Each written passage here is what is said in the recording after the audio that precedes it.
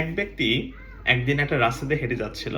তো তখন সে দেখলো যে চিকন একটা রশি দিয়ে একটা বড় একটা হাতি বাঁধা, মানে বেঁধে রাখছে গাছের সাথে।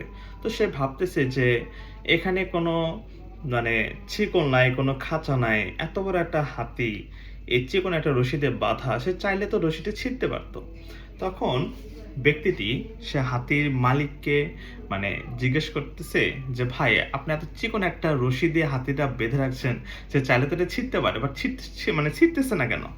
তো তখন মালিকটা হেসে উঠতে দিল, হাতিটা যখন অনেক ছোট ছিল, তো তখন তাকে রশি দিয়ে বাঁধা ছিল। তো তখন তার বয়স অনুযায়ী এই রশিটি ছেঁড়া তার পক্ষে অনেক কঠিন হয়ে যাচ্ছিল। তো তখন সে বুঝে নিচ্ছে তার পক্ষে রশিটা ছেঁড়া অসম্ভব। এখন সে দিনে দিনে বড় হয়েছে, সেও ভ্রান্ত ধারণাটাই নিয়ে এখনো বসে আছে। তো তখন লোকটি হাতির কাছে যা বলতেছে, হাই রে হাতি, এখনো মানে তুই তোর ভ্রান্ত ধারণা নিয়েই বসে আছিস। আচ্ছা, এরকম মানে আমরা মানুষ পরিশ্রম করতে করতে করতে করতে জীবনে এমন এক সময় যে আমরা ব্যর্থ হই যে আমাদের দ্বারা কোনো কিছুই হবে না। আসলে কি এটা সঠিক?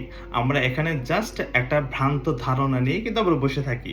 আসলে মানুষ কিন্তু চাইলে আমাদের ভ্রান্ত ধারণা থেকে আমরা বের হয়ে আসলে, তারপরে যদি আমরা আবার নতুন করে পরিশ্রম শুরু করি, তখন কিন্তু আমাদের সফলতা অবশ্যই আসবে। কারণ আমরা যখন হেরে যাচ্ছি, তখন আমরা বুঝতে পারতেছি, রিয়েলাইজ করতে পারতেছি যে আমরা কি কারণে হেরে যাচ্ছি, কোথায় থেকে হেরে যাচ্ছি, আমার কোন প্রবলেম, কোথায় আমার গ্যাপ আছে, কোন গ্যাপের কারণে আমি হেরে যাচ্ছি।